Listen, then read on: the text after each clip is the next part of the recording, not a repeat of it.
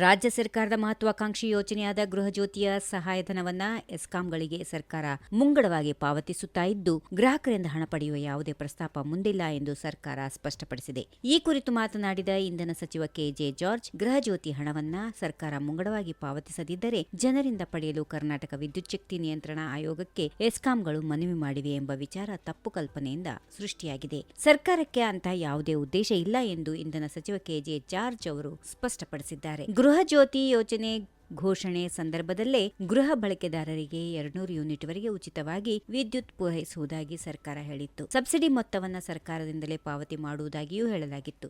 ಅದರಂತೆ ಬಜೆಟ್ನಲ್ಲಿ ಅನುದಾನ ಮೀಸಲಿಡಲಾಗುತ್ತಿದೆ. ಫೆಬ್ರವರಿ 2025 ಗೃಹಜ್ಯೋತಿ ಯೋಜನೆ ಸಹಾಯಧನವನ್ನು ಮುಂಗಡವಾಗಿ ಎಲ್ಲಾ ಎಸ್ಕಾಂಗಳಿಗೆ ಪಾವತಿಸಲಾಗಿದೆ ಎಂದು ಮಾಹಿತಿ ನೀಡಿದರು. 200 ಯೂನಿಟ್ ವರೆಗೂ ಉಚಿತವಾಗಿ ವಿದ್ಯುತ್ ನೀಡುವ ಗೃಹಜ್ಯೋತಿ ಯೋಜನೆಯನ್ನು ಯಾವುದೇ ಗೊಂದಲವಿಲ್ಲದೆ ಮುಂದುವರಿಸಿಕೊಂಡು ಹೋಗಲು ಇಂಧನ ಇಲಾಖೆ ಬದ್ಧವಾಗಿದೆ ಎಂದು ಸಚಿವರು ಹೇಳಿದರು.